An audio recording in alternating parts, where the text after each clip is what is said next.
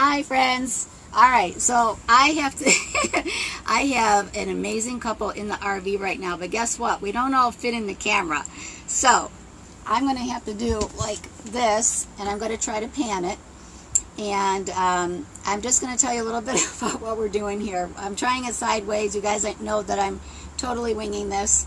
So today I have the great honor of having Linda and Ray. They're very dear friends of mine. They are both veterans, and I'm going to introduce them in a minute, but I wanted to tell you that it's such an honor to have veterans in the RV with me. And I've known these guys for a long time. We went to church together. We're Patriot Guard riders together. And I just spent some time learning a little bit more about them and finding out a little bit more about their story as veterans. So I'm going to have to pan this a little bit. And guess what? We can't even see your faces because everybody's talking. So I have Linda and Ray in the Hero Mobiles. Do I have you guys in there? There you go. So Linda and Ray have served in the Air Force. And Linda, you shared an awesome story with me about how you guys met. And if you want to share that story and a little bit about the beginning of your military careers, you told some great stories. Okay. Well, I decided I wanted to go into the military because I wasn't sure what I wanted to do when I grew up. So I looked into joining different military. Well, my decision was finally the Air Force because I felt their quality was high, and they really chose. They were picky about who they chose. And so I thought, well, that seems like a good educational place to be, and I didn't know what I wanted to do, so I thought I could get my education and have a job all at the same time. So I looked into joining the Air Force when I was a junior in high school. I knew I still had a couple years yet, but in the meantime, I was talking on CB radio, and I was talking to this guy and friends. And so when we first met, I knew somebody that was in the parking lot at the high school. Just everybody was meeting up to say hi to each other, and I was in high school, and my friend was in the Air Force, and he knew Ray, and Ray came to visit my friend when we were in the parking lot. And so when I ran across the street to say hi to my friend, then we were introduced, and this is Thunderbuggy, and I was Country Girl. And we had talked to each other for about 3 months on the CB, not knowing what the other one looked like at all. So we became very good friends over a period of time. And eventually it turned into more than a friendship. Aww. And that was 43 or 44 years ago? 44 years ago. Yeah. Guys, I told him, can you imagine that many years? And it's such an incredible story that they have. Linda, your MOS was? I was 603, which is a vehicle operator in the Air Force, but I worked in the aerospace ground equipment area on the flight line. I was one of 2 women at the time in 1977. This other girl was a mechanic in the aerospace ground equipment, and I was a driver, so I delivered equipment, dropped it off to the aircraft, and picked up and different things. They would try and catch us at doing things wrong, and they would say, well, why don't you use this tool? Go out and do this, fix the tractor. And I looked at the tool, and it was a battery terminal cleaner. And I guess they thought I didn't know what that was. So I went out and cleaned the terminals on the tractors and came back in. So they were impressed with that. And different jobs I had to train. I had to know how to put on chains on big, huge tractor tires. So I had a whole group of guys standing around while I put chains on a tractor tire, jacking up the tractor and putting the chains on and hooking them up the correct way. And so again, they're trying to catch me. But I had 2 older brothers when I was growing up, so I was used to working with guys and being around guys all the time, so it wasn't a big deal. I'm such a girly girl. I think that's an awesome story. So Ray has served in the Air Force, and he retired after 20 years. And he told me some really cool stories. So I want Ray to just share a little bit about his experience as a serving in the Air Force. And so Ray, what was your Ooh, it's going to turn. Your MOS? I was a security specialist the whole 20 years. Awesome. Joined the military at my dad's advice. He said, join the military, do your 20 years, get out, start over the second half of your life. So that's what I did. Awesome. And so tell them the story you were telling me about the jet.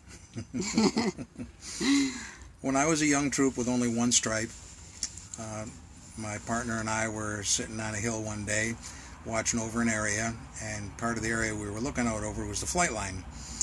We had never heard of a Harrier jet. We had never seen a Harrier jet. We didn't know they existed. And all these little jets were coming in and landing like normal jets until the last one came in, and it slowed down and slowed down and slowed down, and then it sat there in midair, hovering, and scared the heck out of both of us. Well, we found out later that it was a Marine Harrier jump jet, and we got educated. That's my story. Is there anything you want to share with the public? Because we are live on Facebook. I would advise anyone thinking about joining the military, any branch, Air Force or any other branch, if you can follow instructions, it's a great way of life. If you got a stubborn streak that's a mile wide, not for you, because you're going to get in more trouble than anything else. But if you can take instructions and you like a regimented life, go for it. And Linda, your experience? I really liked it because it was, you knew what you were going to put on in the morning when you got up. You had a uniform and a certain way of wearing it. And I'm a rule follower, so I follow the rules and I do everything I'm told to do, and because that's the way I was raised. And I enjoyed learning new things. I retrained after 4 years on the flight line. I worked in the Consolidated Base Personnel Office and an office called Special Actions, which included a multitude of things. We had officer appointments, we had unfavorable information files, and different areas. So it was anything that didn't fit in the normal offices went into the Special Actions office. So I was more like a secretary, filling out forms and things like that. Don't forget re-enlistments. Re-enlistments, yeah, officer appointments, re-enlistments, filling out paperwork and doing computer work back when the computer cards, there was a huge computer. It wasn't anything like the computers we have now. Yeah. So, but it gave me experience typing and computers and filling out forms, and so I had experience on both the flight line side and in the office side. Awesome. Yeah. Is there anything else either one of you want to share just about your military experiences? I think people don't realize how much leadership training you get when you join the Air Force, and they send you to leadership school, and NCO leadership school has different phases, and you learn a lot in how to supervise people or how to train people. And I now work for BOCES. I work in a teaching area, and I'm a student behavior assistant. And I think learning how to teach people, I learned in the Air Force. Because in one of my classes, I had to make a lesson plan, teach a class how to do something step by step, and I actually taught something I enjoyed as a hobby, is stained glass ornaments I was making. I taught the men that I was in my class, I taught them how to cut glass and how to solder the glass pieces together, and they were very excited at the end of the class that they had something to take home to their wife. It was maybe an apple with a couple green leaves on it, or a strawberry, however their cut glass came out. So yeah, it was fun to be able to learn a lot while I was there and be able to supervise airmen over the years when I finally, got to that point. So they give you supervisory skills, they give you training skills. I enjoyed it. Good. And you enjoyed it?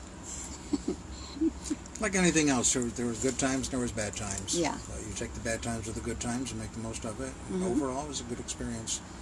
If I had it to do all over again, I would do it all over again. And you too? I absolutely would. Awesome. Yep. I love to hear that. Such a positive spin on your military services. All right. So, I am doing this way, guys, because I was halfway through my interview with David, and I had lost all the storage in my phone, and I had a backup charge on my my recorder, and it didn't even charge. So I'm trying to squeeze the three of us in here, and decided to try to do a live Facebook just so I could get this recorded for my National Veteran Resources website. One of the things that I wanted to tell you guys about this particular couple is they serve their community in so many ways.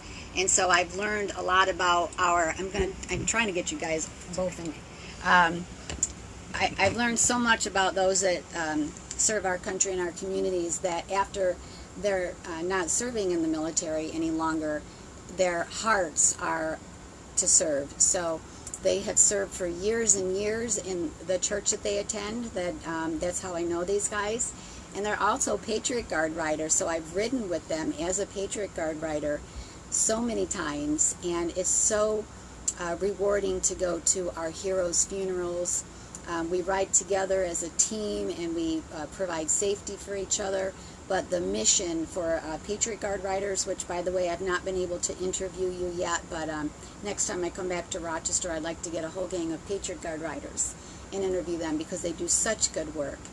And so today I was blessed enough to meet this amazing couple in the Rochester, New York area. We're sitting in the Hero Mobile in this RV getting whipped around because the wind is going crazy.